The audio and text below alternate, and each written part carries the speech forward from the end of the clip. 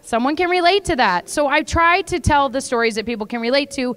That stuff is where I realized, hey, I'm going to take that part and I'm going to focus on that and I'm going to build a career off of that. So Mike and I have a show, our dynamic, when Mike and I first met, we agreed our show would be we would live our lives on the air. Anyone can talk about Miley Cyrus on the radio. Anyone can talk about stuff that happens in the news and all of that. Mike and I, no one gets to be me and no one gets to be Mike. And so that's where we were like, we're going to live our lives on the air. And I have paid somewhat of a price for it, but at the same time, my wildest dreams came true. And I never thought my career would get to where it is today. I remember I was 22 when I graduated college and I said, all right, Kate, and I was putting out tapes after tapes, like literally tapes. And I was like sending out resumes and I'm like, I give myself till I'm 30 to make it. Well, I made it at 26 is when I made it.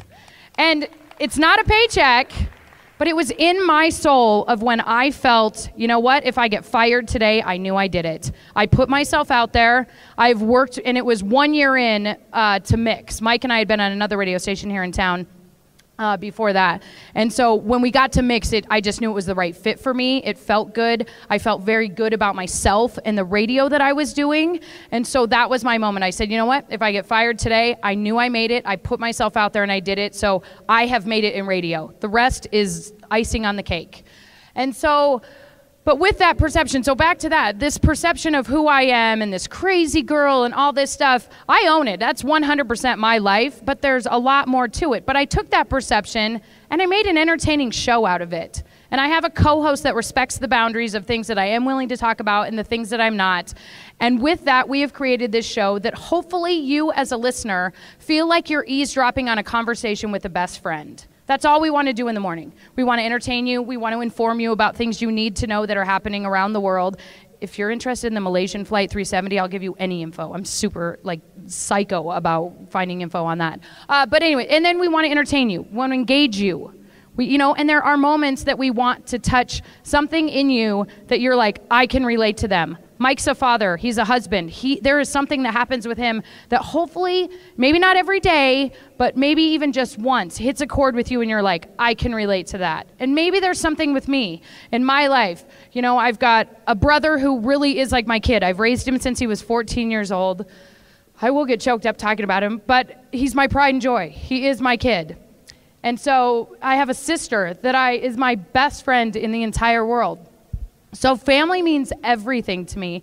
And so hopefully there is something about what we talk about on the air that you guys can relate to, you can engage with, and you can say, hey, that's okay. I love that about them, even if I can't relate. And there's also things I understand. It took me a while to realize it's okay if people don't like me. It's a hard thing to learn. I remember my senior seminar, they brought in I was the only student in our program that was focused on radio. Everyone else in our broadcast journalism program as seniors was focused on television. But they brought in a radio personality for me in my senior seminar, and we got to talk. And she said, have a thick skin. People are going to be relentless. They're going to tear you apart. Well, I'm 18 years in. I still don't have a thick skin. But it's getting better. And I've realized sometimes if people hate me, they're still listening. So that's helped me out. Because in my career, I have to live by ratings. Ratings are what keep the lights on at the radio station. How do you get those ratings? Well, hopefully I'm doing engaging, informative, entertaining things for you. So I have taken that part of me that maybe if someone doesn't like me, they still might be listening. It's a funny thing with radio. If they love you or they hate you, you're okay. If they're indifferent, you're in trouble. So I've used that to my abilities. Like, okay, someone might think I'm this ditzy girl. What? Okay, great. You know what? Think that, but she might still be listening, or he might still be listening. So that perception I have used to help Mike and I build our show. And of course, he contributes as well in his own way. But the perception of Mike is way different than it is for me. And